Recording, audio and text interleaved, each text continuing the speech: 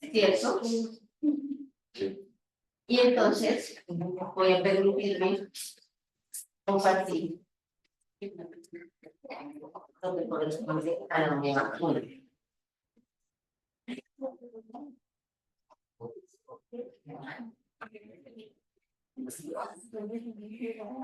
¿Qué pudieron leer de la unidad 1, dudas, preguntas, inquietudes?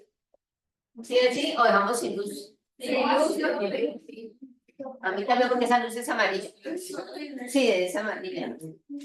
Es una luz amarilla. Entonces.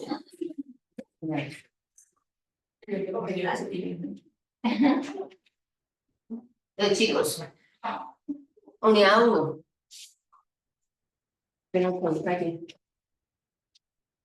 Recuerden que solamente tenemos 4 unidades en nuestro curso.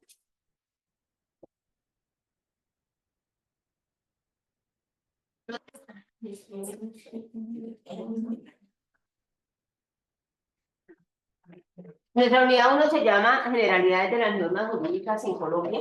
Obviamente ahí hay un letrerito rojo que alguien me lo puede leer. La ignorancia de la ley no sirve de excusa para justificar su incumplimiento. Muy bien. Eso significa que por el hecho de que yo diga es que yo no la conozco, es que de pronto no me la habían presentado, es que yo no sabía, es que eso cuando salió, aparentemente, ¿no? ¿Cuándo salió eso? Que yo nunca la vi, ¿cierto?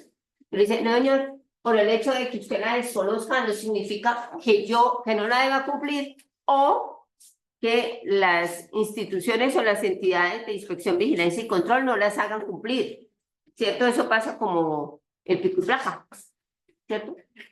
Toda la gente está suficientemente socializada cuando creo que cambia cada 3 meses. Yo no sé porque como yo no manejo, ¿cierto? Cada 3 meses, los días, etcétera, y entonces ya no es justificable. Antes, al inicio, hicieron como toda una semana, un mes de socialización, de los esquemas, de partes, como eran educativos, bueno, una serie de cosas para que la gente ya supiera cómo iba a funcionar. En este momento, el que salga el día que le tocó pico y placa, tenga su partecita, ¿no? Y usted no puede decir no sabía, no sabía, etc. Entonces, lo mismo sucede a nivel de nosotros. En la parte farmacéutica, no es que yo no sabía, no señores, es que esto está hace mucho tiempo publicado, es que esas normas hace mucho tiempo, no son normas que salieron el 30 de julio del 2014. Son normas que vienen desde hace mucho tiempo y esto, aunque es una generalidad, aplica porque nosotros estamos en un Estado social de derecho, ¿cierto? Nosotros estamos en un país democrático. Por lo tanto, pues hay algunas normas, algunas leyes que nosotros conocemos y cada una de las instituciones de donde emergen, de donde se crean esa normatividad, pues están obligadas a publicar. Este es simplemente aquí una pequeña, digamos que flechita donde me dicen lo siguiente. La ley es aprobada por el Congreso de la República, sancionada, firmada y promulgada por el presidente de la República. Aquí yo siempre hago mucho énfasis y yo aquí les soy muy clara, yo aquí no vengo a defender ningún gobierno, ni en el uno ni en el otro, porque esto es una cosa neutral. Hay 3 cosas en la vida sobre las cuales nunca llegaremos nosotros a estar de acuerdo, y es la política, la religión y la sexualidad. Por eso esas 3 cosas cuando eran por allá en Inglaterra, ¿cierto? En las mesas redondas, el rey, esas eran las 3 cosas que no se podían hablar, y si se hablaban, lo mandaban a decapitar, porque en esa nunca llegaremos a estar de acuerdo. Entonces, como somos respetuosos y esto es un país democrático, yo no estoy defendiendo a nadie. Lo que quiero es, ¿qué sucede? A veces dicen, es que esa ley que impuso el presidente X, porque la puso el presidente X esa ley. Claro. Hay una cosa que se llaman proyectos de ley que a cualquier presidente de la República, por lo que él representa, tiene que presentar, porque entonces, ¿cómo hace para llevar a cabo su proyecto de gobierno? El presidente, el alcalde, el gobernador, todos tienen que presentar algo que llaman proyectos de ley. Pero esos proyectos de ley, señores, ¿a quién se lo presentan? Muy bien. ¿Cierto? Al Congreso de la República, que está encabezada por los congresistas y por las cámaras de representantes. Pero es importante que cuando oigamos noticias de vez en cuando, que los invito, les extiendo una importante invitación a que vean las noticias. Ellos son los que se dividen y hacen una serie de comisiones. Dicen, la comisión sexta, la comisión quinta, la comisión cuarta, ¿y eso a mí qué me interesa? ¿Y eso qué?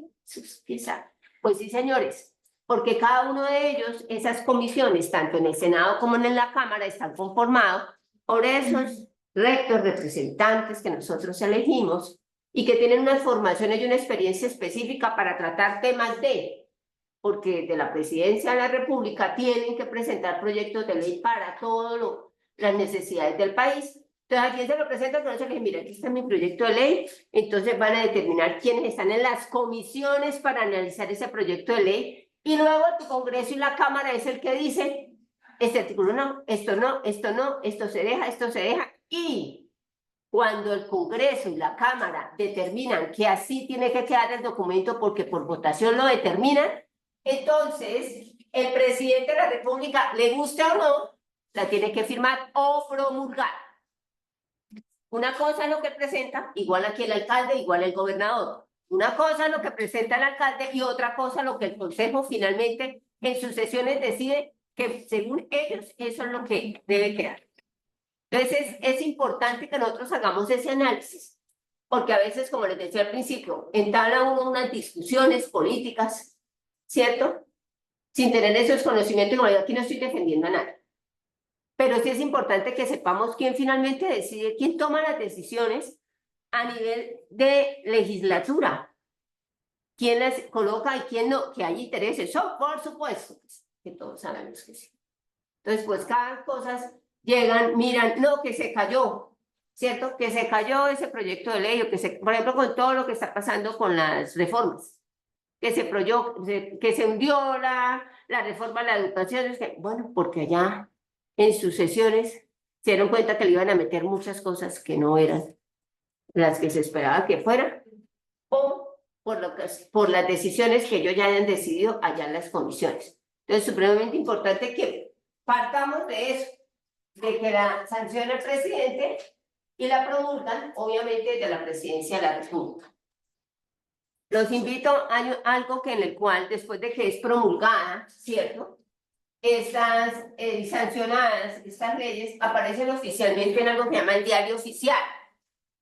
Y el Diario Oficial no es el que hubo, ni Vanguardia, ni La República. Entonces pueden ingresar por internet rapidito, así, o desde sus celulares, cuando les quede un tiempito por ahí, entre las 3 y 5 de la mañana, si buscan Diario Oficial. El Diario Oficial es el diario en el cual aparecen publicadas muchas de las normas que se han dado, ya se han promulgado y aparecen para que se hagan filtros, ¿cierto? Si son de los ministerios, si son de las alcaldías, o si de pronto ustedes a mí me dieron este número, pero ya en la alcaldía. Aparte de estar en línea, a todas las alcaldías, a las secretarías de las alcaldías llega el diario impreso, dice Diario Oficial. Y ahí se pueden consultar todo lo que se ha sancionado últimamente y que sean de interés para las regiones, ¿cierto? Porque pues de todas maneras esto es una línea de mando, ¿no? Entonces a ellos les llega, si alguna vez ustedes son de algún municipio lejano, se van de vacaciones, tienen un amiguito o una amiguita en la alcaldía, pasan por ahí, oiga, para me chismosearon que dice que aquí llega un documento que llama el Diario Oficial. O si tiene un amiguito en la alcaldía, en la gobernación, allá en la Secretaría de Gobierno llega el diario, llega impreso. Y ahí es donde nosotros podemos consultar también parte de la norma. Cuando es publicado acá, entonces entra a registro. Estos son los pasos generales, así como rápidos, de lo que tiene que ver con cómo funcionan nuestras normas y cómo finalmente nosotros tenemos acceso a ellas, o a nivel de los procesos gubernamentales podemos conocerlas. Hay otro tema importante de las generalidades de las normas jurídicas y son estos conceptos. Creo que ustedes los vieron cuando revisaron la unidad 1, ¿cierto? Entonces, ¿qué entendieron por territorialidad de la ley, conflicto de las leyes en el tiempo, vigencia de la ley y derogación de una ley? Bueno, esas diapositivas no están en la plataforma. No, Diana, porque eso las hice yo. Sí. Entonces, no, señora, porque es que entonces les estoy adelantando la lectura que ustedes tienen que hacer. Esto es material de apoyo que yo tengo para el día de nuestros encuentros. Claro, yo se la subo. Porque como está el guión, pero también los fines de apoyo para leer, eso se basaba más que todo en la lección. Pero pues es que ahí no hemos llegado todavía. Esto es tema que está en el guión. Esto es tema que está en el guión. O sea, este es el resumen del guión que yo saqué, ¿cierto? Entonces, por eso les pregunto, como este es como el resumen, esto es la parte gráfica de la unidad. Entonces vienen estos conceptos o estos términos de territorialidad de la ley, conflicto de las leyes en el tiempo, vigencia y derogación. Yo les decía en nuestro encuentro anterior que aquí no vamos a salir abogados. Nada, ni pollos de abogados, no. Lo que pasa es que en la parte legislativa uno también tiene que saber desde lo genérico, lo general, cómo aplican las leyes en nuestro país hasta que vayamos aterrizando en todas las normas específicas y pertinentes para nuestro quehacer.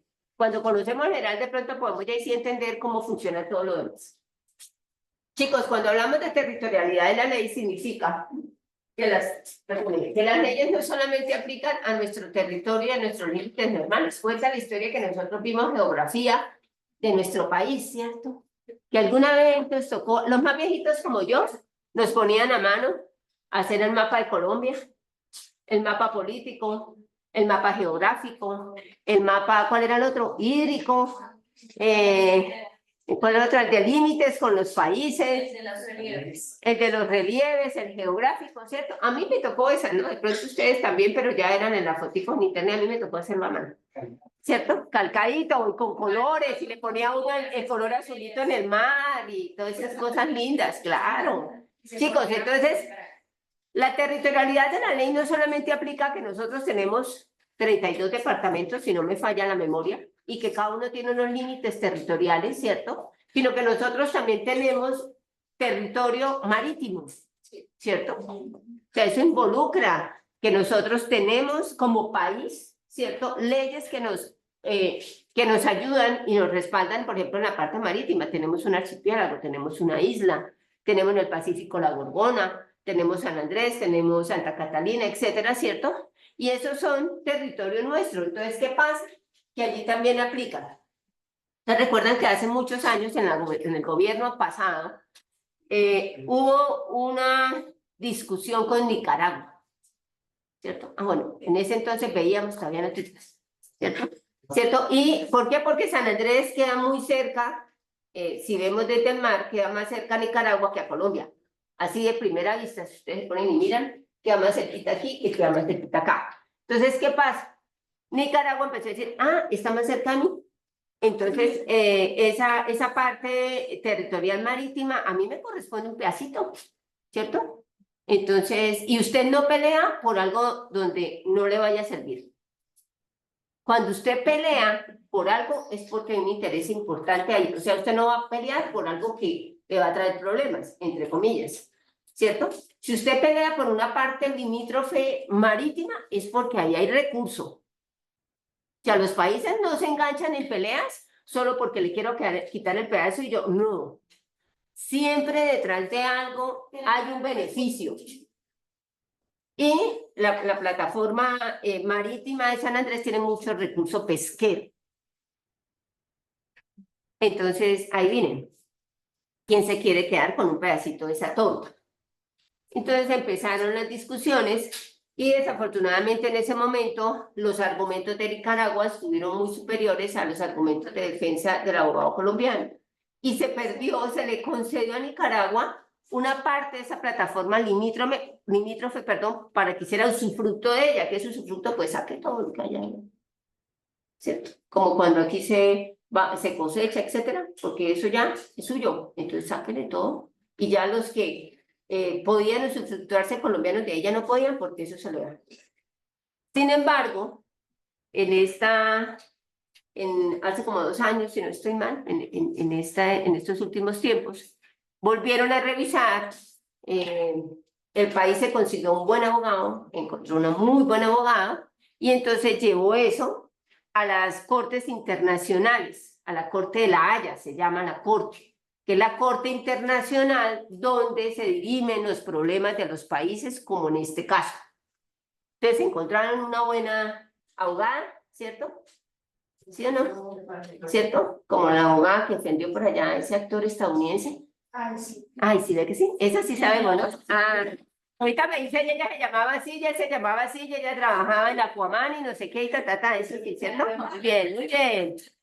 Chicos, ella dio todos los soportes porque pues es que esas divisiones políticas se han dado desde hace muchos años en acuerdos con otros gobiernos.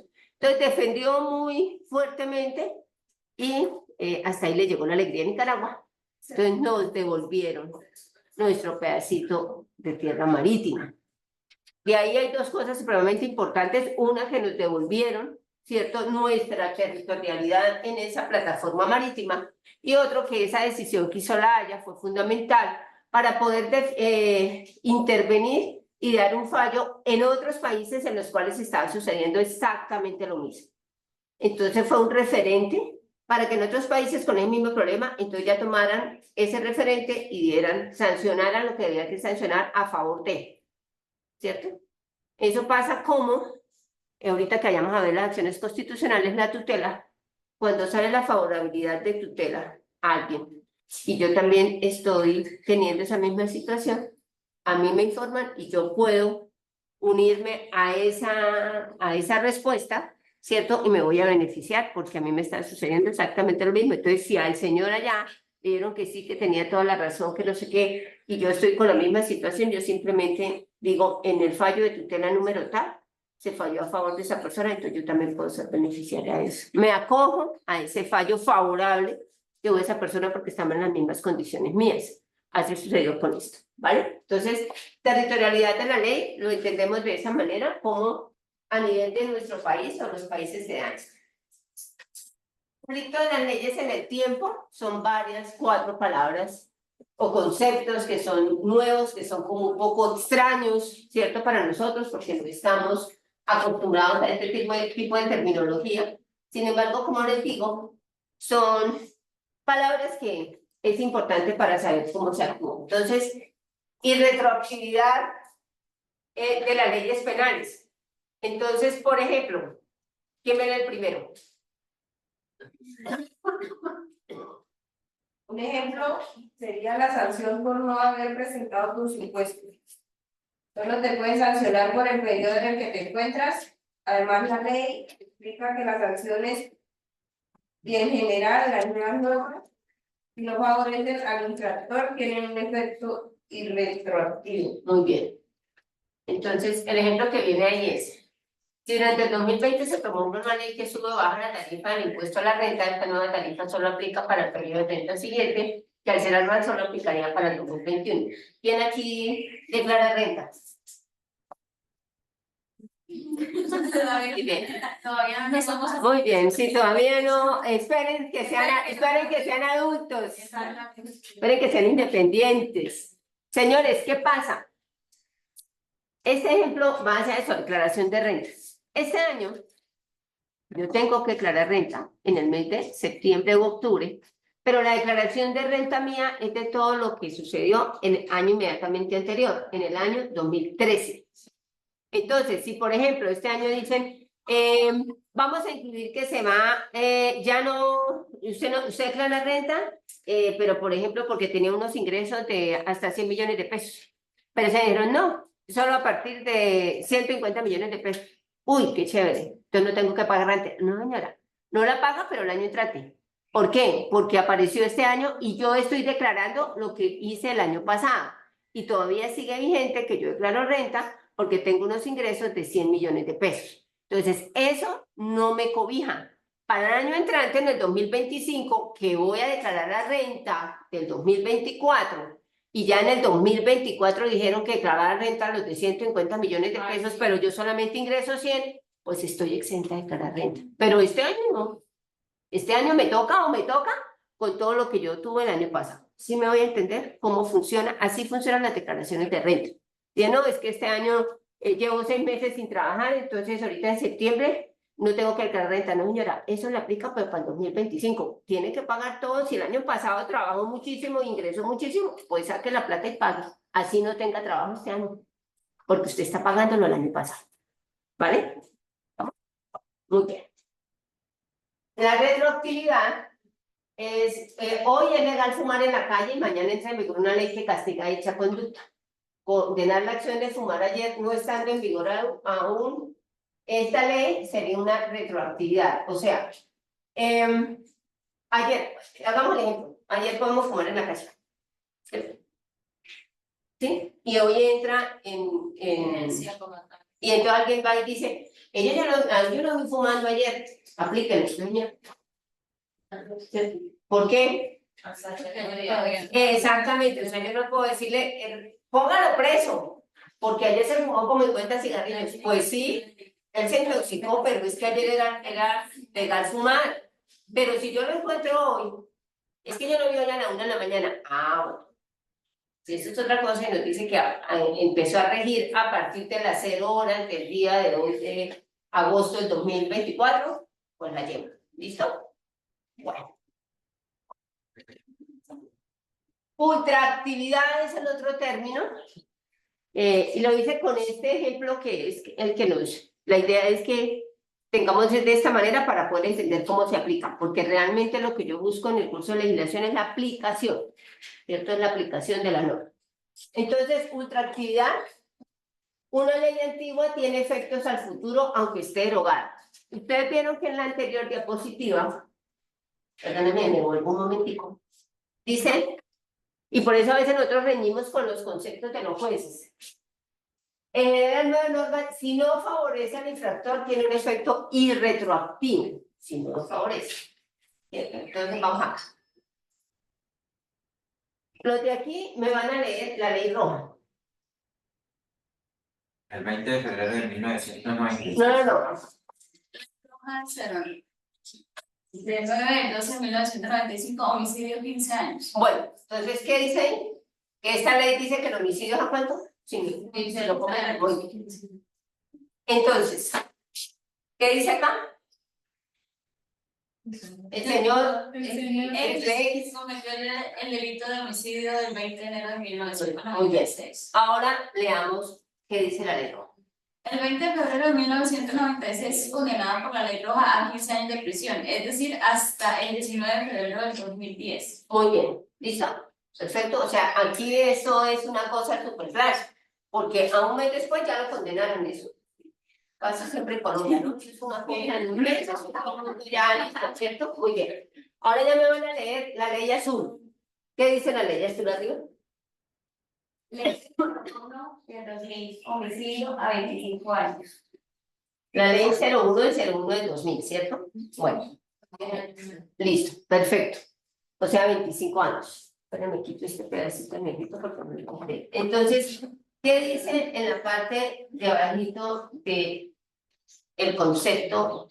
Por la ultraactividad, la condena se mantiene en 15 años.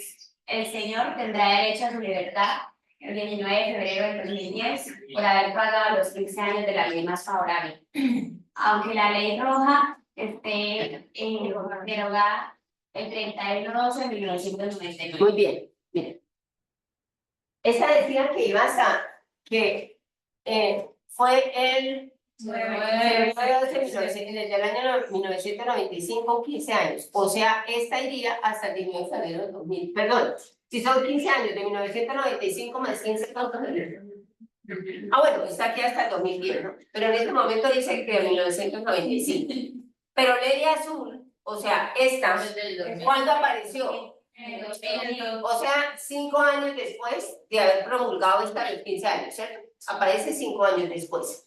Pero este señor, como ¿cuándo cometió el delito? 96. Y esta empezó a regir. O sea, por eso le tocaba los 15 años, ¿cierto?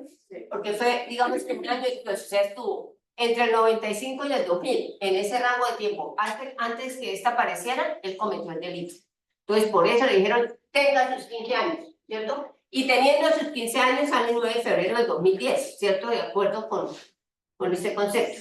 Pero él ya estaba cumpliendo su condena cuando 4 años después o 3 años después de haber cometido el delito realmente, porque él lo cometió en el 96 y está apareciendo en el 2000, prácticamente 3, 4 años después, la cambian, dicen que toca darle 10 años más. Entonces, ¿qué pasa? Entonces, ¿qué sucede? Usted no puede llamar al señor Triplek y decirle, lo felicito, cambió la norma, le regalo 10 años más, siga aquí acompañándolo en la cárcel, qué chévere tenerlo 10 años más, bacano, y entonces ya no sale en el 2010 y no sale en el 25. ¿Por qué nos habla acá que está derogada desde el 31 de diciembre de 1999? Claro, ¿no ve que entró en vigencia el 1 de enero?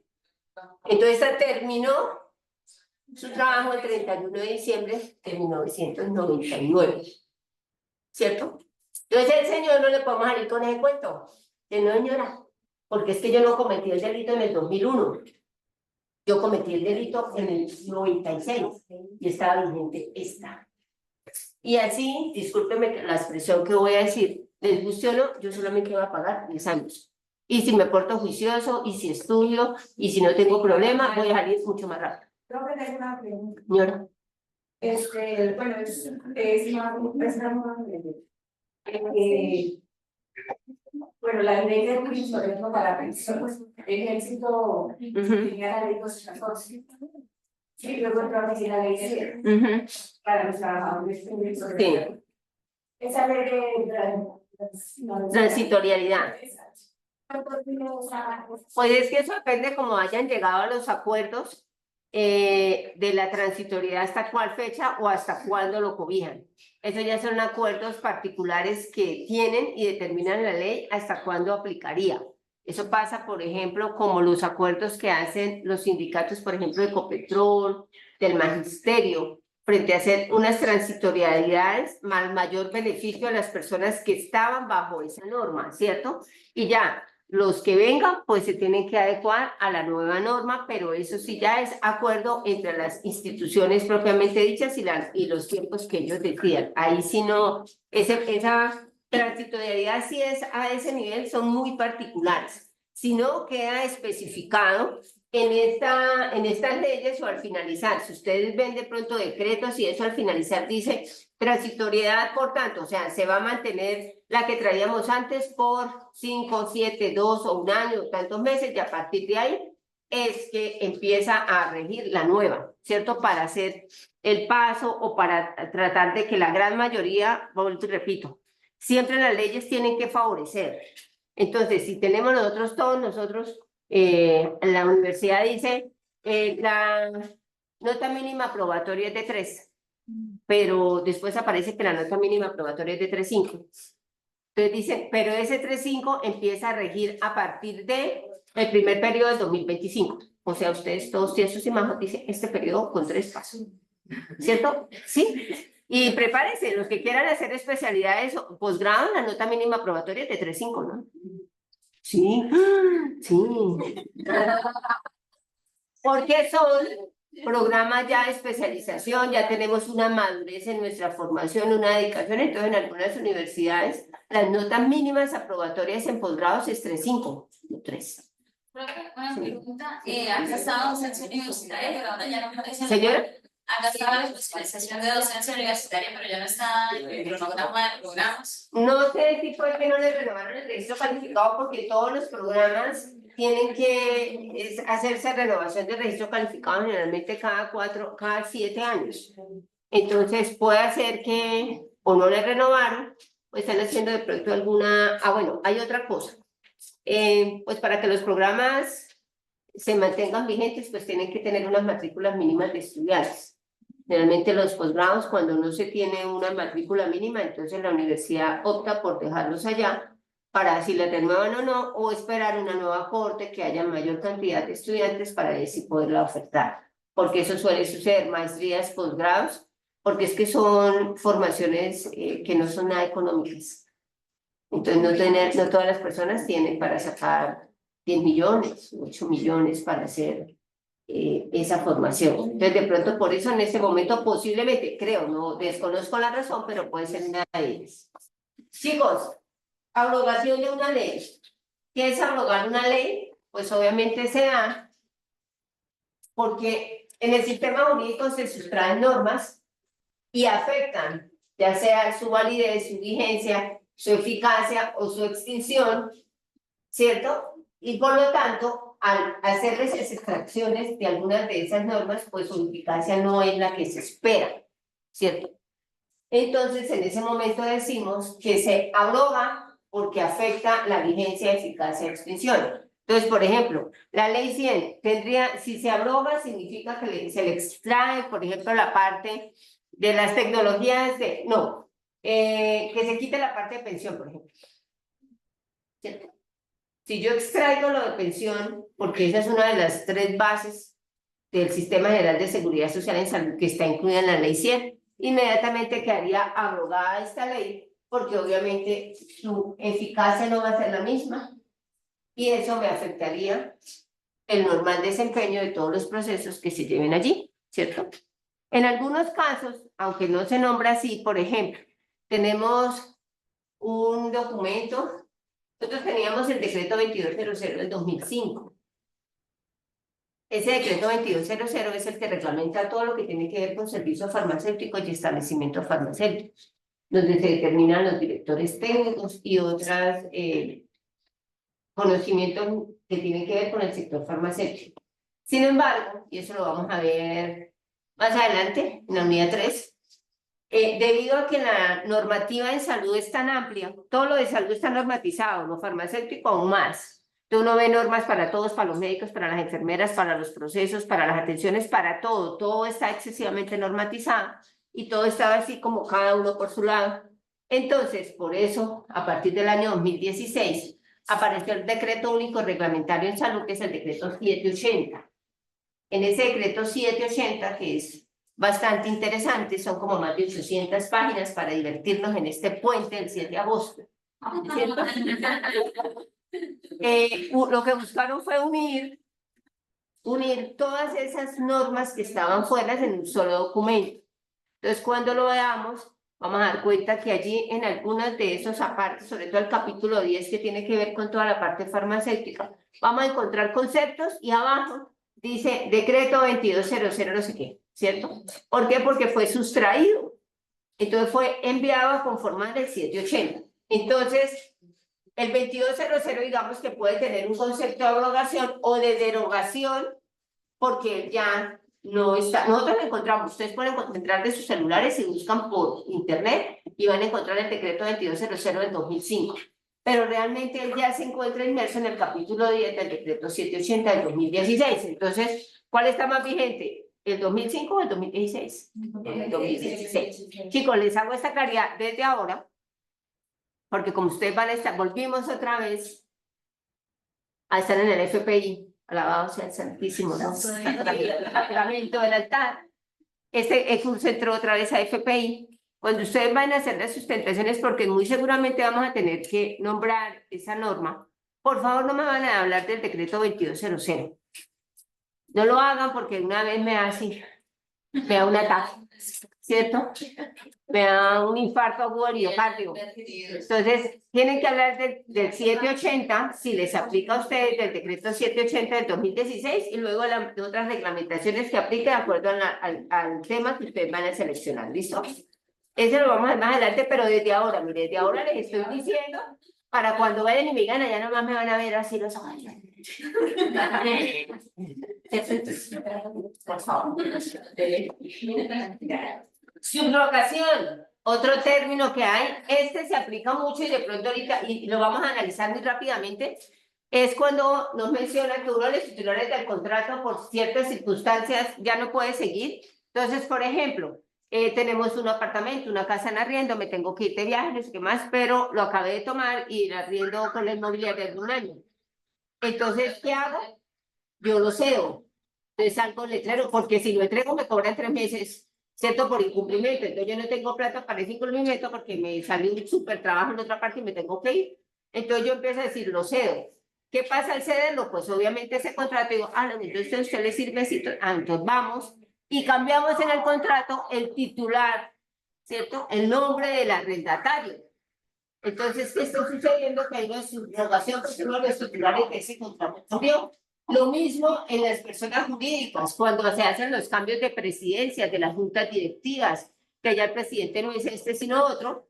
¿Quiénes están en la CELFAS? Ninguno. Este año que hicimos la asamblea, hicimos cambio de presidencia. Entonces, ¿qué pasa con el cambio de presidencia? Preciso en esto. Que hicimos cambio de algunos roles del presidente, del director de proyectos. ¿Qué pasa? Hay una subrogación y ¿qué nos toca hacer con esa acta y esa decisión? Tenemos que ir a la Cámara de Comercio, se hacen los cambios y todo este año ya no aparece mi nombre, sino aparece la persona que me reemplazó. Eso significa subrogación, ¿cierto? Y es una vía rápida simplemente para que sea para proceder rápidamente, porque yo no puedo que todo se atrase, porque va a haber un cambio, ya no soy la presidente o no soy el vicepresidente, entonces por eso todo se para, ¿no? Simplemente se hacen esos cambios rapiditos, se paga lo que corresponde y quedamos ya legalmente de nuevo siendo vigente, o las funciones que tenemos al nuevo que quedó, o que el contrato siga absolutamente vigente y se pueda mantener por el año en que se firme. ¿Listos? ¿Vale? Jurisdicciones y competencias también es el otro tema que tenemos en la unidad 1. Entonces, jurisdicciones, tenemos jurisdicciones ordinarias, contenciosos, constitucionales y especiales. ¿Qué significa el término jurisdicción, muchachos? ¿Qué significaría esa palabra? ¿Qué creen que significa la palabra jurisdicción? ¿Hasta dónde va una ley o qué cuál territorio abarca una ley? Jurisdicción, digamos, apartándonos de la ley, ¿qué significa la palabra jurisdicción? Es un qué? Un límite. Ustedes no han escuchado que dicen, Bucaramanga tiene una jurisdicción, con no sé qué, pues, porque las jurisdicciones son los límites en los cuales algo termina, llega, ¿cierto? O tiene un contacto con el otro. Por eso nosotros, a nivel de país, tenemos este tipo de jurisdicciones y en cada una hay una competencia específica. La jurisdicción ordinaria es para todos nosotros, o personas, aunque hay algún alcalde, algún concejal, algún secretario general. No, sí, porque no quiero decir servicial. Porque voy a hablar de los de nosotros, de los que a pie. Quiero resaltar esa labor. Entonces, chicos, jurisdicción ordinaria la de nosotros, la de a pie. Los de a pie, si está la jurisdicción que nos aplica, siempre en el dogmatismo, lo que nos fuimos a la voz, que le damos bebida, lo que echamos pata, lo que nos da gripa. Jurisdicción contencioso administrativo, chicos. Por eso, mire, de verdad, yo los invito, cualquier cosa cuando vean algo de verdad, un tiempito por ahí ven las noticias de canales, así no sean las de los canales colombianos que están muy polarizados, pero algo, hay canales internacionales que están chéveres, o a veces hay, porque yo también veo algunos noticieros para escuchar pues como cosas, pero analizarlo muy objetivamente. Lo que les decía, la política, la religión, todo lo demás no tiene que ser muy objetivo, y desafortunadamente los medios de comunicación de nuestro país son muy polarizados, porque los dueños de ellos, pues son dueños de todas las demás partes, la gran economía de este país. Entonces cada uno defiende, y él defiende también. Eso no, y las emisoras también, o sea, hay cosas en las cuales me crea más puya a aquello que me interesa y defiendo más eso, porque tengo una acción, pero es analizar, se hacen como críticos de la información. Jurisdicción contencioso administrativo se refiere a, recuerden que a nosotros nos aparecen las guías, la Contraloría, ¿qué más? La Procuraduría, ¿qué más? La Contraloría, ¿cierto? Policía, todo lo demás, ¿cierto? Entonces, ¿qué pasa con esta jurisdicción contenciosa administrativa? Que ellos tienen una normatividad especial y por eso a veces nos tocamos la cabeza. Este debería no sé cuántos años, este debería no sé qué más, y no lo hace. Ejemplo, yo les digo, yo aquí no estoy defendiendo a nadie, no estoy en contra de nadie, sino son los actuales de ellos. Hace más o menos 8 años, un expresidente de la República, y fue senador, ¿cierto? Me ponía la mano. No digo más, ¿cómo dicen ahora? ¿Habrán señales? No tiene nada, él era senador y le abrieron una serie de procesos siendo senador. Entonces algún día sale y dice, yo estoy totalmente comprometido con mi país, no sé más, entonces me voy a quitar el fuero, porque ese es un término, el fuero del senador. O sea, voy a renunciar a ser senador para que de ahí sí entonces me cobren todas las cosas que he hecho, no sé qué más. Y entonces entrega su fuero de senador. Adivinen, las investigaciones que él tenía las tenía bajo esta jurisdicción. Si usted ya no es senador o gobernador, ya no le pueden investigar porque usted ya no tiene esto, porque usted pasó a hacer aquí. Y lo que pasó aquí no se lo van a hacer con esta jurisdicción ordinaria. Y aplica La jurisdicción ordinaria, no. Señores, ¿por qué? Porque nosotros no conocemos de las cosas, claro, o sea, usted estaba acá y las investigaciones estaban bajo lo contencioso administrativo. Se hizo la vista. Total, y más, y nosotros le aplaudimos, porque es que qué compromiso tan grande con este país, ¿cierto? Entonces, ¿qué pasó? Pasó a la jurisdicción ordinaria. Puede ser que algunos sí la aplicaron, pero no todos en la medida y en lo grueso que eran los procesos. Claro, pero eso es mínimo en relación a lo que tenía que responder acá. Pero como tenemos tanto compromiso con el país, entonces yo entrego mi credencial de senador. Profesora, para confirmar, ¿Quién más? porque ya me preguntaron tus personas y no van a equivocarnos. Ese es uno de los ejemplos más cercanos de lo que hace, porque es que salió por televisión, ¿cierto? Él salió por televisión y dijo, y eso fue toda una cosa de que lo entregaron, y Dios mío, y todos nos enfermamos, todos nos trae, todos nos entonces, jurisdicción constitucional, señores, jurisdicción constitucional, ¿qué pasa? Corte Suprema de Justicia. Todo lo que tiene que ver con la parte constitucional, Corte Suprema de Justicia, las cosas que llegan allá porque van en contra de la parte constitucional, nuestra Carta Magna, ¿cierto? Y eso es lo que vamos a hablar ahorita en las acciones constitucionales. Todo lo que vaya en contra de la parte constitucional llega a este nivel. Por eso existe, ustedes han visto allá, a ver, los que de pronto hayan visto una imagen de ese Corte Constitucional, entonces allá recae toda esta jurisdicción constitucional. Jurisdicciones especiales. Estas jurisdicciones especiales, así como ya para cerrar el tema, lo que estamos hablando de la JEP, ¿cierto? La Justicia Especial para la Paz. Entonces, todo lo que tiene que realizar caos, todos esos procesos, entonces, estas son las jurisdicciones especiales. Entonces, por eso a ver si uno dice, pero ¿por qué esto? ¿Pero por qué lo otro? Pero deberían darle no sé cuántos años, pero mire todo lo que hizo, ¿por qué lo perdonan? ¿Por qué no son más? Porque se ha determinado esta jurisdicción especial. Entonces, a veces uno dice, pero ¿por qué tal cosa? Si yo allá pasaron la imagen, no sé, una muerte terrible, yo lo vi allá al otro y le disparó y le dio unas tantas puñaladas, luego le pegó, el otro no sé qué, y no lo condenaron. Con relación a todas estas jurisdicciones, entonces no, es que estaban intensa ira y dolor, no sé qué más cosas a nivel psicológicos, psiquiátricos, no sé más, entonces cada uno busca cómo tener la menor pena posible. Entonces dice, pero es que yo lo vi, sí, pero es que de pronto usted puede ver una cosa y era otra. O para eso están abogados, para que siéntense, digan sí, esto no, esto sí, esto está, no sé qué cosas.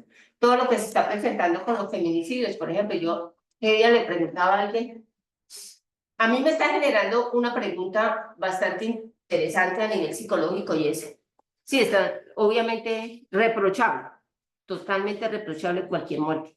Pero entonces, ¿qué le está sucediendo al género masculino que ya no acepta el término de una relación? O sea, algo les está sucediendo. O sea, de verdad, psicológicamente yo dije, esto no es un análisis más de la acción misma de la muerte, sino de lo que antecede. O sea, ¿por qué está llevando a que los hombres actúen de esa manera? Porque es que los feminicidios no sean entre mujeres y mujeres, ¿no? O sea, así sean, sí, así sean, que hayan decidido ser del mismo sexo y tener conformar su pareja, uno así no los ve, ¿cierto? O sea, los feminicidios no se dan porque es una pareja de mujeres, ¿cierto? Y una mató a la otra. Sí se puede dar, pero no es como el permanente. Se da entre hombre y mujer. O sea, a mí la verdad, eso es como un análisis que digo, no es para defenderlos ni para una justificación, pero algo tiene que estar pasando. O sea, hace muchos años decía, pues ya no quiero estar con ustedes, pero bueno. ¿Cierto? Ni el que se va hace falta, ni el que llega a estorbar. Sí. ¿Cierto? Sí, o sea, y nosotras llorábamos y sufríamos y no sé qué más, pero bueno, y después como no existía el TikTok ni nada de eso, entonces, o el Facebook, eso uno no lo estaba siguiendo a ver con quién salía ya en la foto feliz, nada, ni a sufrir. Entonces ya, chao, nos vemos, no sé qué, y ya, o sea, no sé, algo ahí hay una cosa que es de análisis de verdad, porque eso no es normal en ninguno. Chicos, rama judicial, entonces todo lo que tiene que ver con las ramas judiciales en Colombia y por eso las diferentes jurisdicciones, porque esto pertenece a la rama disciplinaria. Fiscalía, la fiscalía, pues obviamente toda la parte ordinaria y también todos los procesos, allá llegan todos los procesos de todo tipo, porque esa es la rama judicial. Jurisdicción disciplinaria, por eso es que cuando nosotros nos van a contratar en alguna parte nos piden el certificado, los antecedentes, ¿cierto? De todo tipo, hasta delitos sexuales y hasta si estamos demandados por alimentos, porque esa es la última, el REDAM, es el último que están pidiendo. Si estamos demandados por alimentos, porque puede ser viceversa, no solamente demandado el hombre, sino el hombre nos demanda a nosotros porque no si estamos dando de comer. Mentiras, no.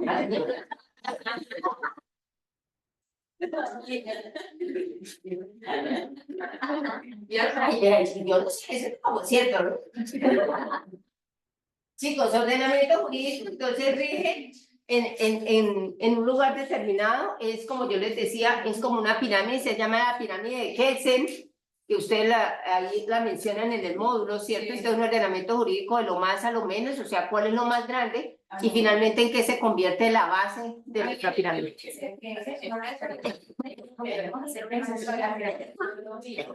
No.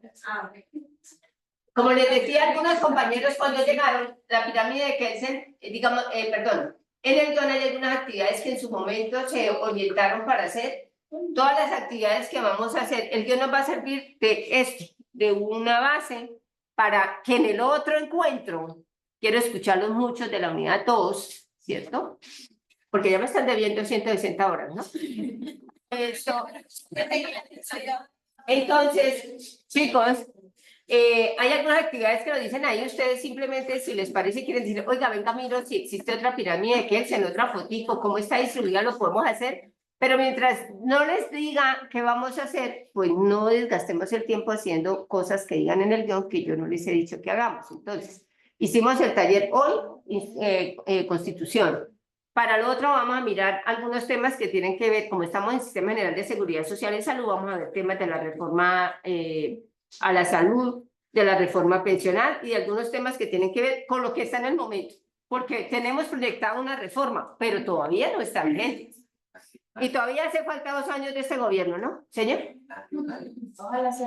No, está reforma laboral, reforma a la educación, reforma a la salud, reforma pensional, reforma tributaria, todas las reformas. Estamos a mitad, generalmente en todos los gobiernos, en el 50% tienen que arrancar ya para dejar todo completo, porque los otros 2 años se convierten en casi 1 y medio, porque tienen que arrancar las elecciones próximas y tienen que dejar todo hecho 18 meses antes a que termine. O sea, no va a poder terminar en julio o en enero, o bueno, cuando se posesione, cuando es, ya ni sé, en agosto, el 31 de julio todavía generando cosas. Los presupuestos tienen que quedar asignados, ¿cierto? Sí. Y ya tienen que quedar con unos tiempos estipulados. Entonces, cuando haga el empalme ya tiene que tener todo listo. Entonces, queda prácticamente 1 año y medio. Entonces, ahorita es el tiempo decisivo. Además, porque cambiamos, se posesionaron el 20 de julio los nuevos superrepresentantes que nosotros designamos del Senado y la Cámara de Representantes. Entonces, ellos tienen que dar continuidad a lo que venía o decidir qué hacer, y por eso, pues obviamente, ahorita estamos en un proceso de definición de muchas cosas que se dejaron presentadas con los senadores y algunas otras cosas nuevas que se proyectan para que queden ya comprometidas finalizando este periodo de gobernatura. Bueno, por acá paso rapidito. Listo. Estas 2 meses nos sirven mucho. Entonces, la pirámide de Kelsen es que tenemos una constitución, ¿cierto? ¿Constitución cuál sería nosotros? La constitución política, ¿cierto? Que hubo un cambio sustancial y que por ella, obviamente, es que en este momento nosotros tenemos todas estas acciones constitucionales que nos van a permitir defender cuando sean violadas esos derechos fundamentales que tenemos en nuestra constitución. Vienen también los tratados internacionales que obviamente celebrados entre los derechos internacionales y los países, lo que les decía de San Andrés Islas, las leyes que son las que se hacen también a nivel interno, obviamente están dados por algunos órganos o ministerios en nuestro caso, ¿no? El ministerio, por ejemplo, ustedes ven que algunas de las leyes, resoluciones, decretos están firmados por el Ministerio de la Protección Social, por el presidente de la República, porque en cabeza de ellos es que terminan siendo firmados. Reglamentos, ordenanzas y circulares, generalmente estos son en la base. ¿Por qué? Porque por ejemplo son las que nosotros vemos a nivel de municipios. De pronto todo lo que algunas ordenanzas se hacen en Bucaramanga, pero no aplican en Piedecuesta.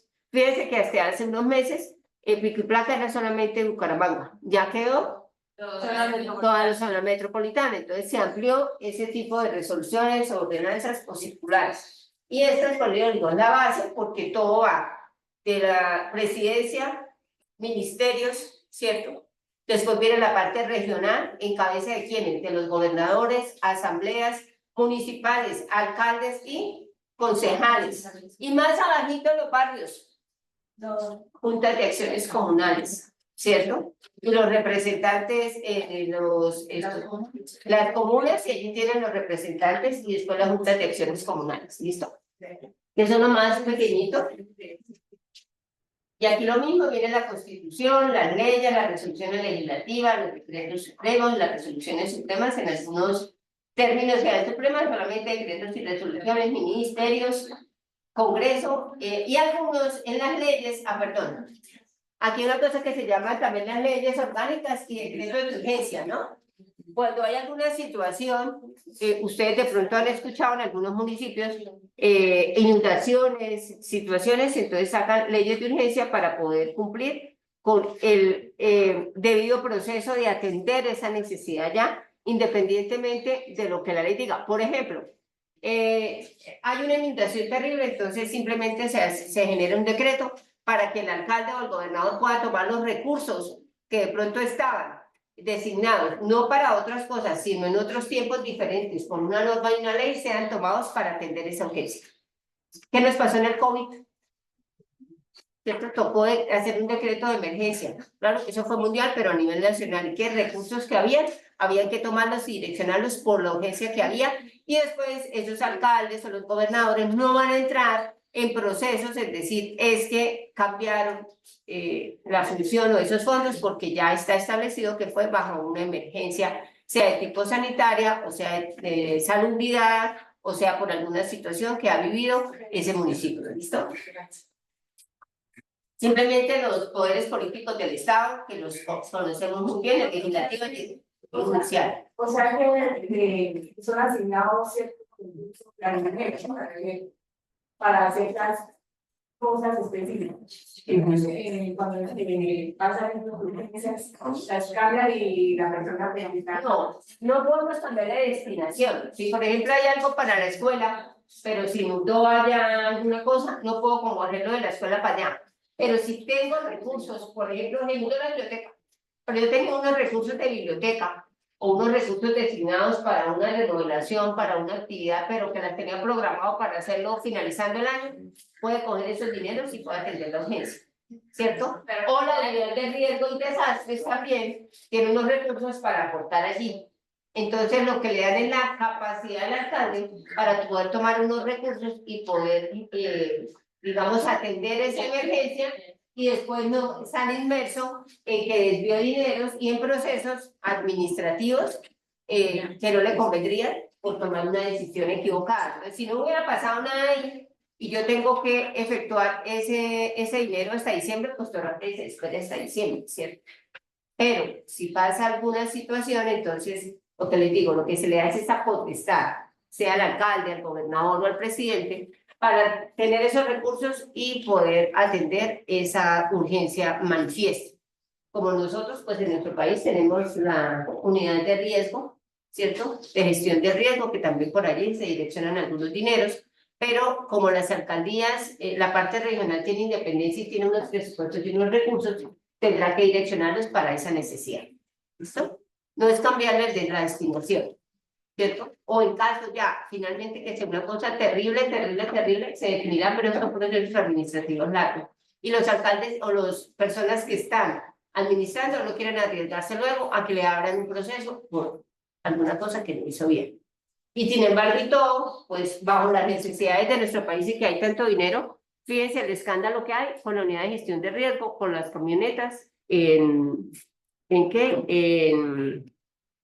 En La Guajira, porque como todos vemos televisión y vemos noticias, entonces ya nos dimos cuenta que se estaba pasando unas coimas por más de 4.000 millones de pesos para ese contrato de los carrotanques para llevar agua a los pueblos indígenas, a los asentamientos indígenas en La Guajira.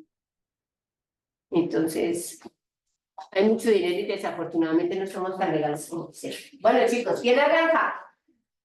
Rapidito, son los 45 minutos.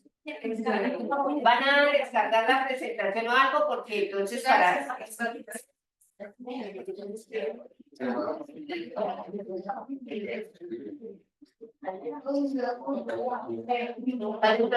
Porque es que le toca aquí compartir pantalla para que quede la grabación. ¿Una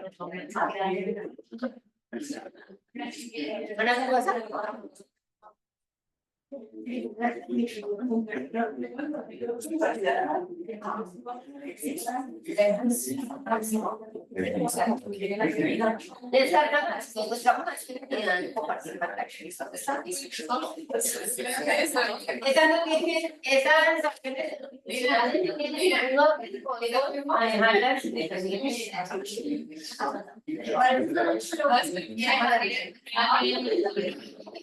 El tema de que es una acción constitucional, ¿tiene usted? ¿Alguno de ustedes?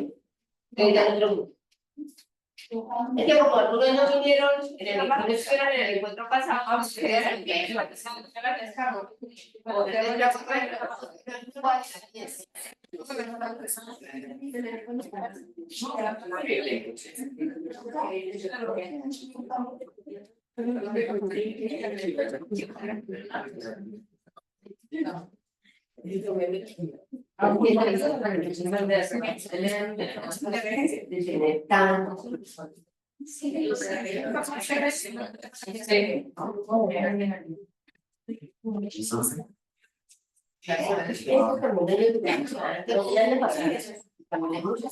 ¿Alguien comparte la presentación? Sí, para que por favor la vayas, si quieren enviarnos al WhatsApp del grupo, no nos esperan al WhatsApp del grupo.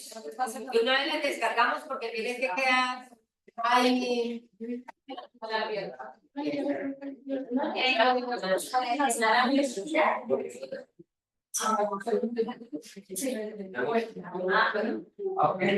¿Alguien más?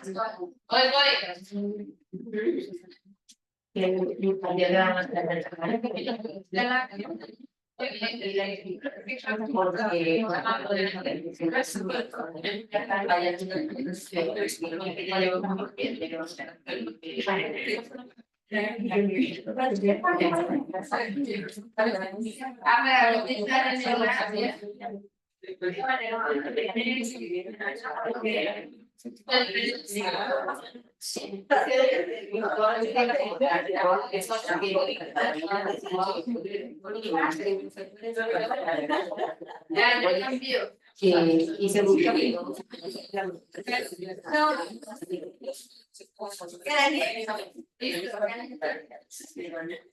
ya saben tomar decisiones, hacer socialización. Van 4.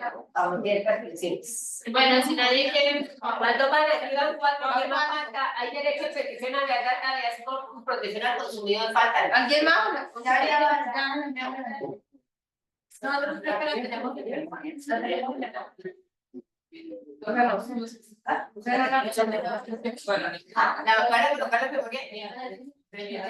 es que, como luego, es que estas las presentamos ahí, las ponemos en presentaciones para que quede bien en la grabación. Ya todo esto está trabajo. Y las presentaciones, como las vamos a tener compartidas, pues va a quedar en la grabación.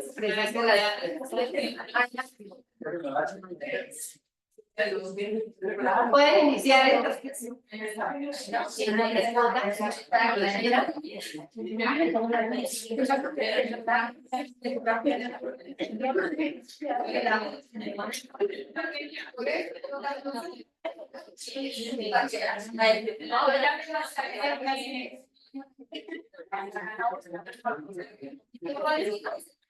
¿Hasta qué momento descargan la grabación?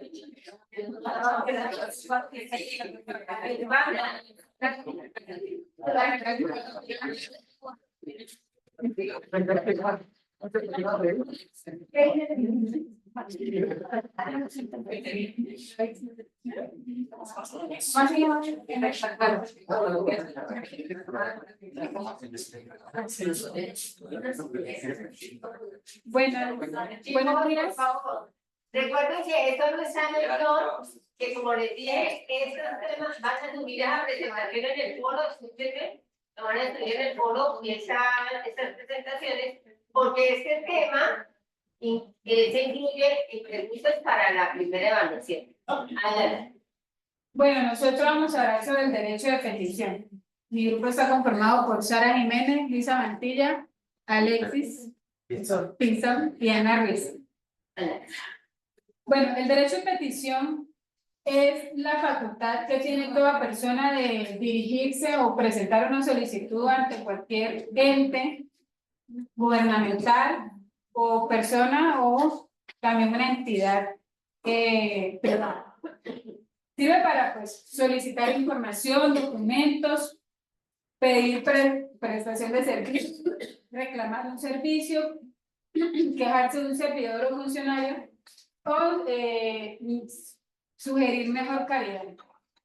Este derecho de petición está establecido en el artículo 23 de la Constitución Política, pero se rige, donde hay más información o está regido por la ley 1755 del 2015. Bueno, y como les decía, pues toda persona natural o jurídica o extranjera puede poner un derecho de petición. Hay que tener en cuenta que eso se puede hacer sin necesidad de un abogado. Si es mayor de edad, lo puede hacer mayor de 18 años. Si es, por ejemplo, en el caso de, un ejemplo en el área farmacéutica, algún reclamo de medicamentos o algo y es menor de edad, lo haría por medio de pues el papá o representante. Y pues esto no tiene un costo, lo único que puede tener costo es pues documentos, fotocopias o cosas así que se necesita para hacer la petición. Perfecto, muy bien. ¿A quiénes puede dirigirse el derecho de petición? Pues se puede dirigir a entidades públicas, empresas privadas, asociaciones o organizaciones, pero en lo personal también se puede dirigir, digamos, como al jefe. Uno puede dirigirse un derecho de petición al jefe por alguna irregularidad o algo así. ¿Cuáles son las entidades públicas y privadas que asesoran para las peticiones? Según la petición, uno tiene que asesorarse porque para poder recibir la respuesta que uno quiere, porque como estamos en Colombia, cualquier error nos puede costar mucho tiempo para tener una respuesta convincente o beneficiaria. Y esas son la Defensoría del Pueblo, la Procuraduría General de la Nación, las personerías municipales y las universidades. También en la universidad, pues hay quien pueda dar esto, ¿quién nos puede ayudar con estos procesos? Lo más cercano, que las defensorías del pueblo son una de las más cercanas, entonces tienen muchos conocimientos al respecto, en algunos aspectos específicos. Otros pueden ser las asesorías de las universidades, que ellos tienen consultores jurídicos gratuitos, que son de estudiantes que están en los últimos semestres, que ya tienen todo el conocimiento y que en estas acciones constitucionales ellos conocen muy bien y pueden orientarnos para, como decíamos, poder tener la respuesta que espero, aunque en algunos casos no siempre todas las respuestas son las que esperamos. Estos derechos de petición pueden dar respuestas parciales beneficiadas y otras no.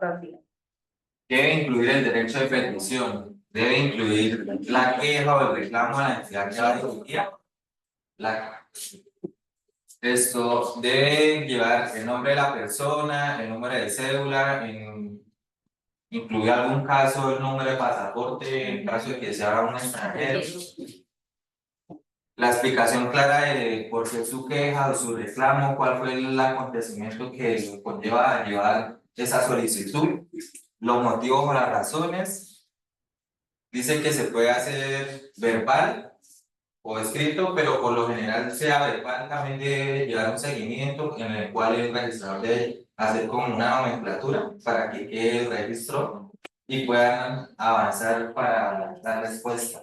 Debe quedar radicada porque lo siguiente es que no todas las personas, y así nos parezca extraño, hay personas que no saben leer y escribir. Entonces, por eso la deben solicitar, ¿verdad? Lo que también decía es que un derecho de petición es totalmente gratuito, lo único que le pueden cobrar a usted, digamos, son las fotocopias, tiene que esperar 10 días para que le den una respuesta, para continuar con el proceso. También se puede hacer la petición verbal o por correo, pero igualmente generando un seguimiento, esperando una respuesta. También podemos tener en cuenta de que estas peticiones se tienen que hacer con el debido respeto, porque no podemos ir a presentar una petición tratando mal al funcionario, porque sí, eso no está, aunque muchas veces, pues la falta de respuesta rápida o según la situación, pues las personas se alteran, pero no es conveniente una mala presentación, o sea, todo se tiene que hacer con, en buen sentido, pues, con calma. ¿Por qué no le pueden poner en tus casos todo lo que te doble igual? Sí. Todo lo que quieras, pero en el documento estimados, respetados.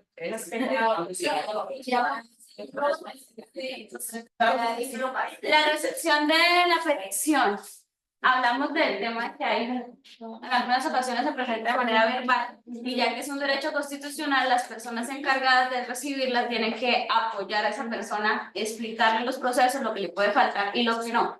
En dado caso, en aplicación a la farmacia, cuando los derechos de petición más, digamos, más conocidos y frecuentes son por los de algunos medicamentos que no cubren los POTS. Entonces, como regentes de farmacia, encargados del servicio farmacéutico, tienen que tener la capacidad de dirigir a esas personas que más que todo vienen del campo, entes indígenas, las cuales presentan de manera verbal dónde lo pueden hacer y de qué manera lo pueden solicitar. A su vez, tienen la responsabilidad de mirar qué documento les hace falta para que su derecho de petición, cuando es en caso escrito, sea efectivo. Los plazos para recibir respuestas. En 5 días hábiles le tienen que comunicar a ustedes si están pasando el derecho de petición a la entidad correspondiente o lo tienen que ser trasladado a otra entidad. En 10 días hábiles se solicita información pública de los documentos o copias. Estos 10 días se aplican, digamos, para historias clínicas que no estén en el momento, que sean trasladadas a otras instituciones para que ustedes las puedan tener. 15 días hábiles es el plazo máximo para cualquier petición o cualquier respuesta de un ente general y 30 días para todo lo que es jurídico como tal, una demanda, una tutela, en fin. Que tenga necesidad de conceptos mucho más técnicos, pero cual, por ejemplo, se necesite hacer un comité especial, reunir personal especial.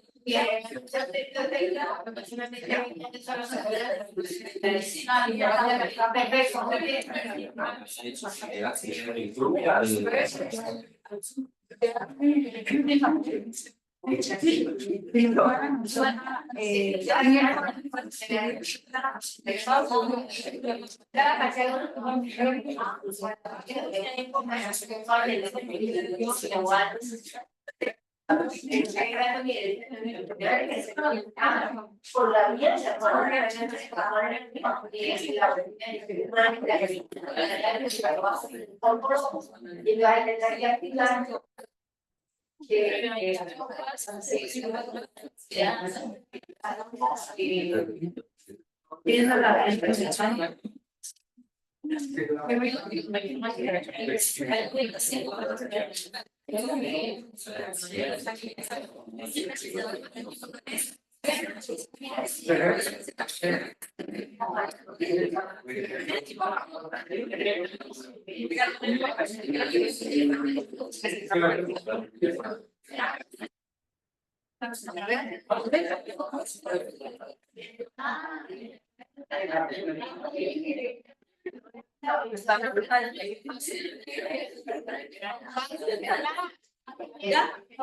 Bueno, buenos días, compañeros. Muestro que la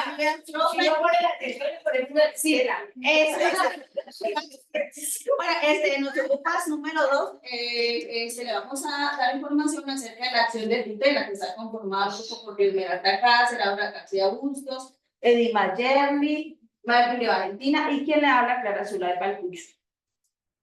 Los reglamentos de reglamentación jurídica de la tutela es consagrada en el artículo 86 de la Constitución Política mediante el decreto 2591 de 1991. Cualquier persona, sin importar su nacionalidad, puede poner una tutela. Claramente todo lleva a su proceso. Es importancia, esta pues permite la protección de los derechos. Como les dije, cualquier persona puede acudir a las autoridades judiciales para obtener la protección mediante sus derechos fundamentales. Tener aquí en cuenta lo siguiente. ¿Cuáles son los derechos fundamentales? El derecho a la vida, el derecho a la salud, el derecho al trabajo, Que deben los derechos. Son fundamentales. Están aquí además, por ejemplo, el derecho a la asociación, los sindicatos están incluidos dentro de la Constitución Política, el derecho a la asociación, ¿cierto? Derecho al trabajo, derecho a los beneficios, derecho a la recreación, derecho al perdón, etc. ¿Ante quién puede interponer la acción constitucional? Se puede interponer ante un juez, ya sea esto para proferir el fallo o decisión de la conducta que se abstenga de hacerlo con el fin de que cese la vulneración. O sea, él es el encargado de dar el fallo ya sea a favor o no de la persona que pasa la tutela. ¿Existe algún formato? Sí, existe un formato que está constituido, bueno, va dirigido al juez de reparto, tiene lo que es el asunto, que es la acción de tutela, también tiene otras partes como el accionante o el accionado. El accionado pues es la persona a la que se le afectan los derechos. Y el accionante es la persona que se le afectan los derechos. Y el accionado es la persona que le viola los derechos a la persona con la que se siente vulnerable. También tiene la parte de los hechos, ahí se debe denunciar cronológicamente todo lo que sucedió desde el primer momento en que se vulneraron sus derechos hasta finalizar y quiénes son las personas también involucradas y hay personas involucradas. También están los fundamentos de derecho, que son los derechos vulnerados o amenazados, y que tienen como un fundamento jurídico, porque hay ciertas reglas, leyes, decretos que pues, rigen esos derechos, ¿no? Está también el frente de derecho vulnerado o amenazado, que esas son las normas o pronunciamientos. También está la parte de peticiones, el juramento, se encuentra también la parte de las pruebas, debe contener pruebas y tiene que tener notificaciones. Esto de formato se puede presentar verbalmente para la persona que no, pues como decía la profesora, la persona que digamos no sabe leer, no sabe escribir, solo puede dirigirse allá a esas instituciones y hablar con la persona o las personas menores de edad. También pueden presentarlo verbalmente o en este formato. La constitución de la jurisdicción, ellos tienen unos correos electrónicos en los que se puede ingresar también una acción de tutela, no tienen que necesariamente desplazarse hasta acá, en la página de la Constitución. También otra cosa importante a recalcar es que esto de formato, pues después de que uno lo da, o sea, la respuesta en sí es a partir de, creo que el juez tiene 10 días para darle respuesta. Y después y si es a favor de usted, o sea, si usted gana esa respuesta, tienen 48 horas para que usted se le tenga que cumplir la tutela. Si después de las 48 horas no sucede eso, hay que hacer un desacato a esa tutela para que se pueda fomentar. ¿Qué información debe contener? Bueno, dentro de los principios que rigen la acción de tutela está el principio de informalidad. Esto quiere decir que cualquier persona puede ejercer una tutela. Principal, número 1 es que la persona se debe identificar el nombre completo y la dirección donde reside actualmente. El número 2 es sobre a quién le está haciendo la tutela o sobre quién. Identificar la parte contra quien se hace, ya sea una persona natural o una autoridad pública. También está una relación detallada y clara, que son los fundamentos de los hechos, el qué pasó de forma detallada.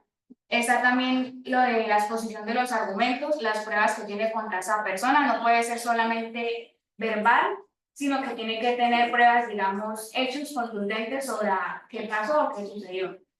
Está la notificación, que es la manifestación de la gravedad durante la cual se está ejerciendo la vulneración de un derecho, se está amenazando esto. También hay que tener en cuenta la caducidad. Entre la caducidad está que, digamos, si es una persona, si la tutela se ejerce contra una providencia judicial, tiene un lapso de 2 meses, ya que esto es algo, digamos, para acordar un derecho que tiene una empresa. Cuando es para una empresa, o digamos cuando vamos a la EPS y nos faltan digamos así, nos tratan de vulnerar un derecho. La presentamos, pero como es contra una empresa, una EPS y destina a ver con el gobierno, no puede ser un lapso de tiempo corto, hay unas que se demoran hasta 2 meses. Como dijo mi compañera, cuando ya es una acción de tutela que no tiene que ver con la EPS o IPS, se puede demorar, digamos, 10 días y como dijo ella, pues ya 48 horas la va a favor de la persona.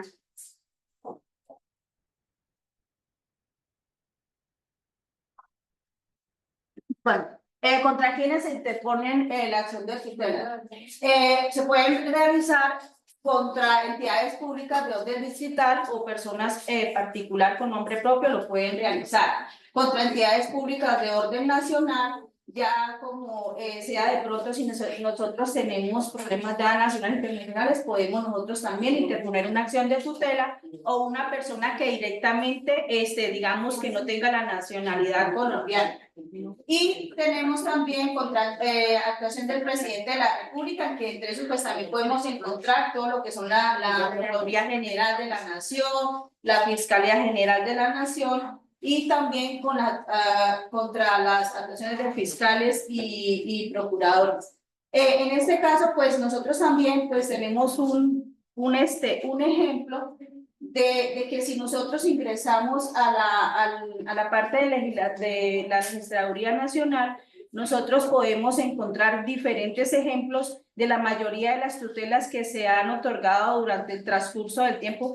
Entonces, casi siempre todas están regidas por un fallo.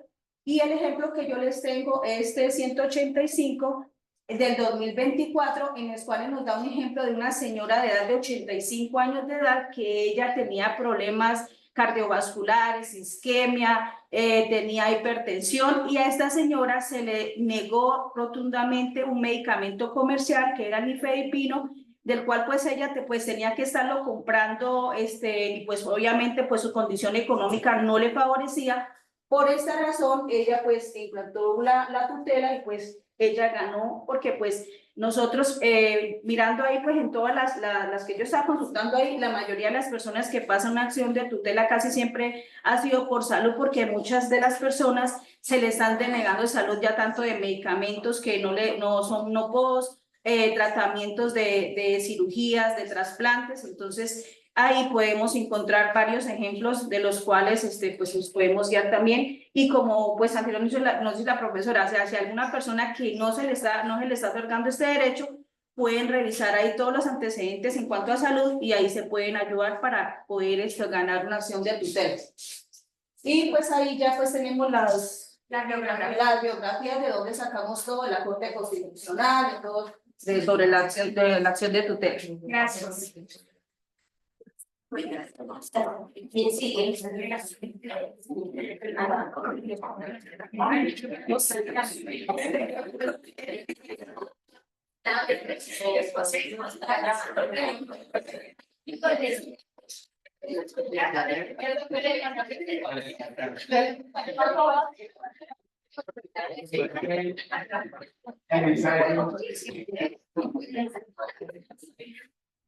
¿Cuánto nos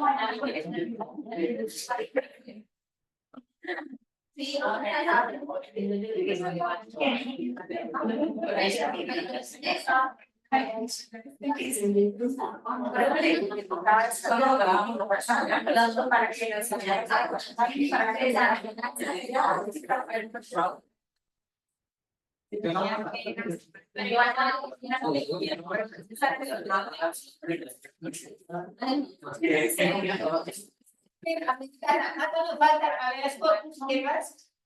7:38.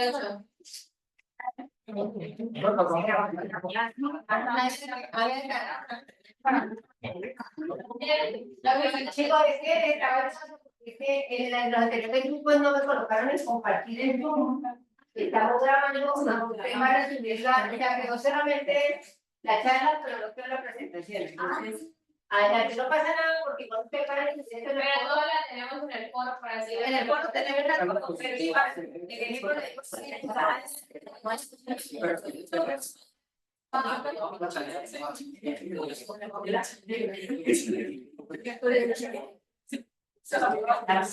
Bueno, buenos días, somos el CIPASU. Nuestra presentación es sobre Habeas Data. Los compañeros son Marlon, Natalia, Daniela y quienes hablan. ¿Qué es el habeas data? El habeas data es aquel que tiene es aquel derecho que tiene toda persona de conocer, actualizar y ratificar la información que sea recogido sobre ellas en archivos y bancos de datos de la naturaleza pública. Este derecho está regulado por la ley 1276 del 2008, también conocida como la ley de la habeas data. Esta ley regula los datos personales financieros, crediticios, comerciales y servicios registrados que esa parte es sumamente importante también. en un banco de datos. Bueno, ante quien se interpone la habeas data, este se puede interponer ante cualquier autoridad jurídica con una previa autorización judicial, ante entidades públicas y ante el mismo titular de los datos.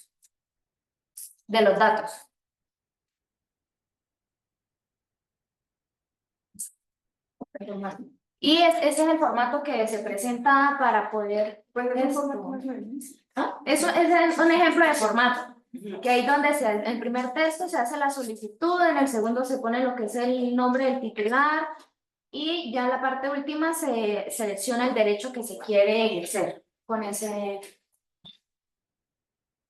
Bueno, ¿qué información debe que contener esta auditoría? Debe traer identificación del solicitante, identificación del demandado, descripción e información en cuestión, fundamentos del recurso, pruebas y solicitudes específicas. Por parte de la caducidad, ya sea petición o consulta, debe ser atendida en un término máximo de 10 días hábiles, contados a partir de la fecha de la cita. Cuando no fuera posible atender la petición o consulta, se prolongará el anterior plazo por 5 días más. Bueno, los ejemplos sobre habeas data puede ser una solicitud de su historia clínica. Un ejemplo que había era una persona que aparece en una base de datos donde hacen los préstamos, ¿cómo se llama? Reportado en data crédito. Entonces, por ejemplo, la persona va a hacer algún préstamo y resulta que aparece reportado en data crédito por alguna deuda, ¿sí? Entonces, pues me va a afectar a la persona que va a solicitar el crédito. Entonces, lo que ella presenta es una habeas data ante esa entidad para pues que le retiren, porque si pues no tiene la deuda o fue una equivocación, pues sus datos están y le va a afectar para pues su situación personal. Entonces, es como un ejemplo de lo que dice la habeas data. Esa se aplica en el caso de que Financiero. ya hayan dado los tiempos, se hayan cumplido los tiempos en la acción en que no aparezca reportada, o sea, es decir, si yo me demoré 2 meses, recuerden que yo aparezco reportada por el mismo tiempo que duró la moneda de pago. Si yo me demoré 2 años, o me demoré 2 meses, o me demoré 5 meses, usted me va a aparecer reportado 5 meses, o sea, la misma cantidad de tiempo. me voy a aparecer reportada. Y pasados esos 2 meses, yo voy a hacer un préstamo en un banco y todavía aparezco. ¿Qué pasó si ya cumplí el tiempo? O sea, ya pagué, ya no debería estar reportada. Entonces, si no porque aparezca, voy a presentar una solicitud, una vía de data, no. Es si después de los tiempos, de acuerdo a lo que está establecido, de los tiempos en que voy a aparecer reportada, posteriormente a eso, sigo apareciendo en esos reportes, pues ya sí tengo que... O cuando la persona no tiene ninguna deuda y aparece reportada por alguna situación, porque pasa que pues hay mucho fraude y a veces pasan cédulas y eso con deudas, entonces ahí es donde Profe, pero eso de la tarjeta se renovó hace unos años, que de igual manera, digamos, tengo una deuda, llevo 2 años con esa deuda, si la pago, la quitan. de una vez. O sea, esa multa Ya no hay tanto tiempo, ya creo que queda mínimo por 6 meses. sí, Solamente, ya antes decía no duró por 5 años, ya se redujo el tiempo en que puede estar. Me hubiera gustado, ya, me hubiera gustado mucho, por eso necesito 5, yo necesito ver las noticias, ver los canales colombianos. Ahorita está saliendo muy continuamente después de las 8 de la noche un comercial que tiene que ver con que usted entra a una página para, por ejemplo, que eso sí, eso forma parte de cómo yo cuido mis datos personales, mis números de teléfono y todo lo demás. Hay una página en la cual yo entro y yo me registro para que no me llegue absolutamente ninguna información. Estoy excluido de que me lleguen informaciones a mi número de teléfono. ¿Por qué? Porque es que ahora difícilmente cuando me piden los datos en alguna parte, ¿cuántos dan el número de teléfono fijo de su casa? O sea, quedamos expuestos totalmente a que el número de teléfono fijo en el cual tengo mucha información, de cual manejo cosas muy particulares. Ellos necesitan hacer preguntas hasta que dicen que pagar el 10% de descuento por ropa cuando un año. Yo no tengo teléfono fijo en mi casa, pero cuando me piden un número de teléfono, yo voy en fijo a mi casa. Si no hay de mi interés que lo tenga por alguna circunstancia. ¿Por qué? Porque pues, ese es un teléfono, un número de teléfono que yo tengo y yo siempre estoy cuidando mis datos personales. Y usted vea un dato personal, unos datos de un teléfono y ellos con eso comercializan. Por eso apareció esa posibilidad de que uno sea exonerado.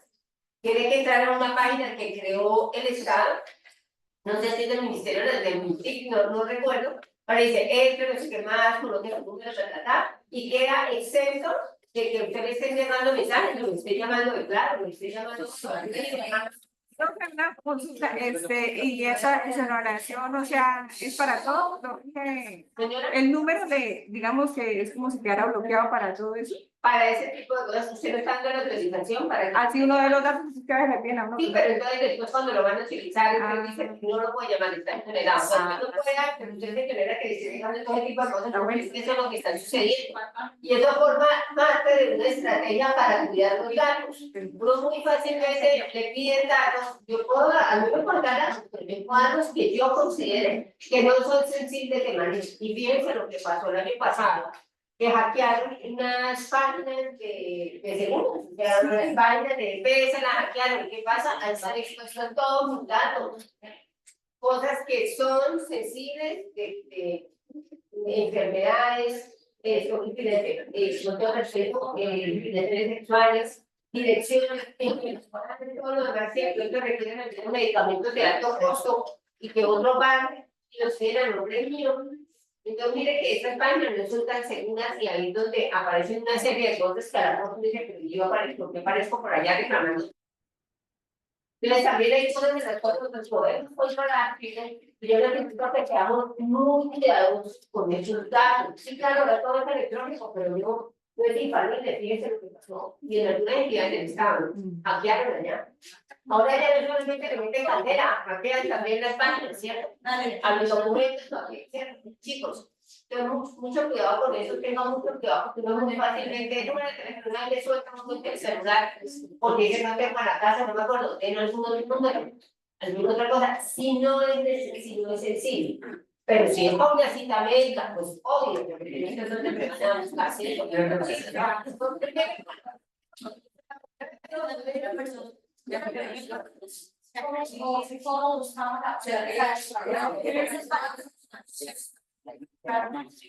¿Cuál es la consideración de números?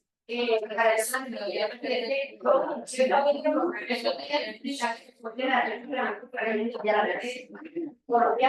y aparece cómo proceder para ser examinado y demás. Llamadas, me quedo a ver,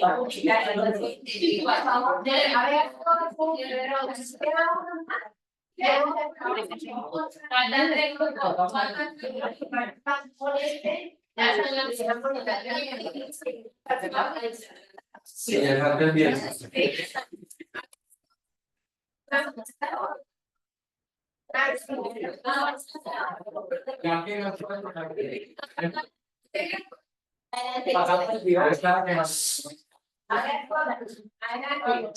Buenos días. Mi grupo está conformado por Tatiana, Lina, mi persona en quien les hablo, Jenny Marisol y Claudia Prada, y les vamos a hablar acerca del habeas corpus. Bueno, el habeas corpus es un derecho fundamental y al igual que una acción constitucional. Esta está reglamentada en la ley 195 del 2006 en el artículo 30. Esta ley lo que hace es que permite que una persona que quede privada de la libertad pueda presentar esta habeas corpus en busca de su libertad, en busca de que pues, se le dé la acción de tutela en la libertad de él. No confundamos. El habeas corpus es una acción constitucional que permite que una persona que haya sido retenida en contra de su voluntad y sin los suficientes soportes le brinde la libertad en X cantidad de tiempo. Ya la tutela de Bueno, como dijo mi compañera, el habeas corpus es un mecanismo judicial esencial que busca la protección y la defensa de los derechos humanos. Este fue creado con el fin de ser usado directamente por la persona solicitante sin necesidad de un abogado. Por lo tanto, la importancia de este proceso es que este funciona como una herramienta para limitar el o los abusos del poder. Bueno, la pregunta que se hace, ¿existe algún formato? En este caso no existe formato ya que se puede presentar verbal o escrito. Por lo menos la persona detenida puede hacer como el documento, puede ser escrito o verbal para asegurarse presentando que sea recibido ante el juez, que no quede por ahí volando.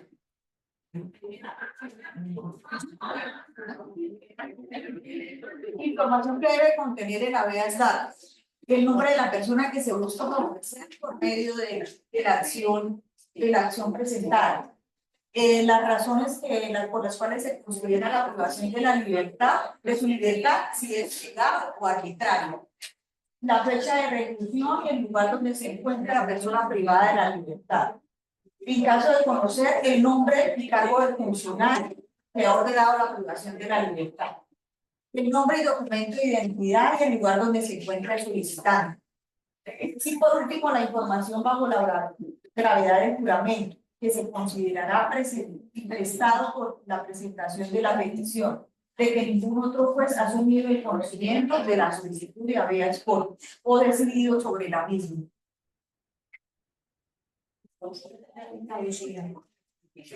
En caducidad lo que hablan es de un tiempo de 36 horas, pero este tiempo es el que tiene el juez para dar respuesta. Ante quienes se interpone, esta acción se puede interponer de forma verbal o escrita ante jueces de control de garantía, jueces municipales o jueces de circuito, dependiendo del lugar donde esté la persona que fue privada de la libertad.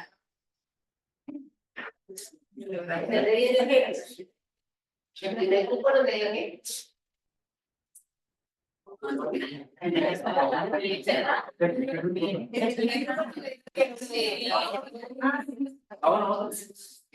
por ejemplo de habeas corpus de este ciclo lo hacen como de manera especial, es que es una acción constitucional muy específica.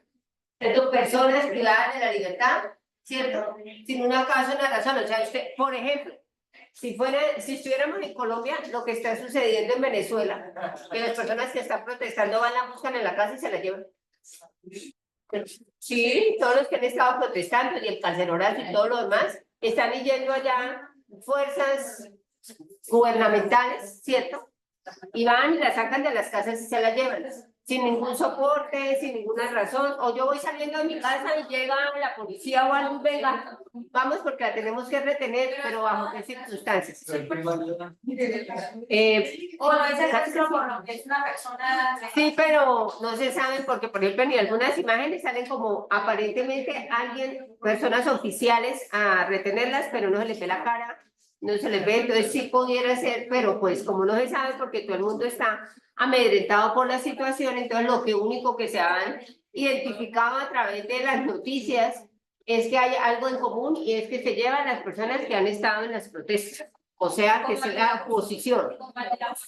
Listo. Entonces, en este caso es eso, yo voy saliendo de mi casa y llega la policía y me retiene y vamos, va para la cárcel porque yo no, pero entonces puedo invocar porque digo, pero ¿por qué? Yo no he hecho nada, porque estaba en tal parte, no, yo tengo todos los fundamentos para decir estaba en mi casa, estaba no sé qué más, estaba leyendo las 780, estaba no sé qué, estaba preparando la clase, ¿cierto? Yo no estaba allá, yo puedo tener como demostrar que yo estaba en mi casa, ¿cierto? ¿Cierto? No estaba leyendo eso, está viendo MasterChef también, entonces allá, ¿cierto? Bueno, cosas de ese tipo, entonces yo invoco y el juez tiene 36 horas máximo para responder e inmediatamente salga de... Y después de ahí es que si se puede generar otra acción constitucional o una tutela o algo, porque mis derechos fueron también vulnerados. ¿Listo? Chico, entonces, ¿qué? Señor. Disculpe, yo no coloqué el ejemplo, pero les voy a decir, yo consulté con un abogado aquí en el barrio y él decía que pues la habeas corpus es lo que explica la profesora, pero por lo menos no solamente es para las personas que no, o sea, no han sido, no tienen ningún delito. Hay personas que también han cometido delitos y entonces como en las 36 horas no han conseguido las pruebas, pues la persona se declara como, o sea, invoca el habeas corpus y lo dejan libre mientras se consigue las pruebas para poderlo capturar. Es que, exactamente, es que a veces yo lo dice, pero cometió esto, esa es otra modalidad o otra alternativa más que modalidad alternativa, ¿no? De que los tienen que soltar o los dejan bajo otra situación, por ejemplo, casa por cárcel o que tienen que presentarse o algo. Y después es que dicen, le dieron libertad y después luego vuelven y lo capturan, ¿cierto? Pero mientras no suceda eso, pues yo tengo este derecho fundamental. Chicos, nos vemos en 8 días. Para los...